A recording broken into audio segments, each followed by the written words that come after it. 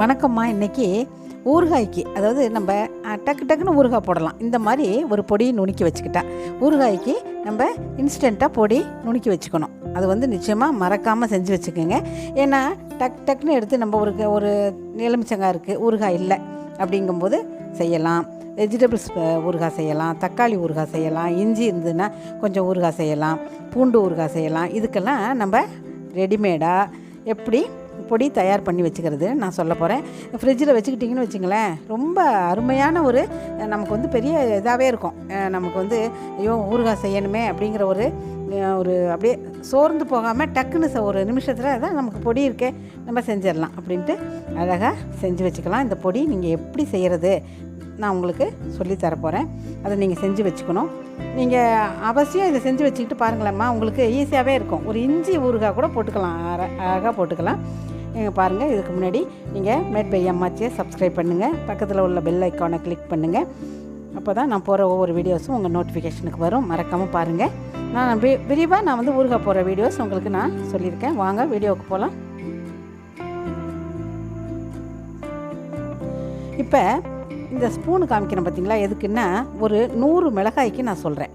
100 மிளகாய்க்கு இந்த ஒரு ஸ்பூனால் 2 ஸ்பூனு வெந்தயம், 1 ஸ்பூனு கடுகு, 3 கட்டி பெருங்காயம் வச்சுருக்கேன் பார்த்தீங்களா, அதுதான் போட்டுக்கணும். ஒரு 100 மிளகாயை காம்பை கிள்ளி அப்படியே வச்சுக்கணும். இதுக்கு எப்படி பொடி பண்ணுறதுன்னு பார்ப்போம். இந்த மிளகாய், இந்த வெந்தயம், கடுகு இதெல்லாம் என்ன செய்யணுன்னா, சில பேர் மிளகாயை வறுப்பாங்க, நான் வறுக்க மாட்டேன், பச்சையாகவே இருக்கும். வெந்தயத்தை மட்டும் செவக்க வறுத்துக்கிறேன். பாருங்கள் நான் எப்படி வறுக்கிறேன்னு. வெந்தயத்தை மட்டும் செவக்க வறுத்துக்கணும். கடுகை பொரியக்கூடாது, கடுகை பொரிய விடக்கூடாது. அப்படியே சூடு மட்டும் காமிக்கணும். காமிச்சு நம்ம வெந்தய மாங்காய்க்கு பச்சையாக போடுறோம், இதுக்கு இந்த ஊறுகாய்க்கு கொஞ்சம் சூடு பண்ணிக்குவோம். கடுகு, வெந்தயம், சில பேர் மஞ்சள் பொடி போடுவாங்க, நான் போடலை இந்த வீடியோவில். ஆனால் சில பேருக்கு பிடிக்கும், சில பேருக்கு பிடிக்காது. அதனால் நான் மஞ்சள் பொடி போடலை. போடுறதுன்னா இந்த எண்ணெய் நம்ம பெருங்காயம் தாளிக்கிறோம் இல்லையா, அதுலேயே கொஞ்சம், அதுக்கு முன்னாடியே கொஞ்சம் மஞ்சள் லேசாக வறுத்துட்டு கூட போட்டுக்கலாம். நான் போடலை. போடாமல் செய்கிறதும் நல்லா தான் இருக்கும். மிளகாயும் நான் வறுக்க மாட்டேன், பச்சையாக தான் நல்லா மொறுன்னு வறுத்துக்குவேன். இது காய வச்சுக்குவேன், வறுக்க மாட்டேன், காய வச்சுக்குவேன். இப்போ பெருங்காயத்தை நல்லா எண்ணெயில் பொரித்து எடுத்துக்கணும். பொரித்து எடுத்துக்கிட்டால் தான், இப்போ நல்லா சிம்மிலையே வச்சு பொரிச்சிட்டுமா, அப்படியே எண்ணெயில் கொஞ்ச நாள் விட்டுட்டிங்கன்னா நல்லா கரகரன்னு ஆகிடும். பொடிச்சு பார்த்தா நறுக்குன்னு உடையும். அந்த மாதிரி இப்போ எல்லாத்தையும் சேர்த்து மிக்ஸ் பண்ணிக்கணும். இந்த விரிவான இந்த ஊறுகாய்க்கு பொடியை தான் நான் இப்போ உங்களுக்கு சொல்லி காமிக்கிறேன்.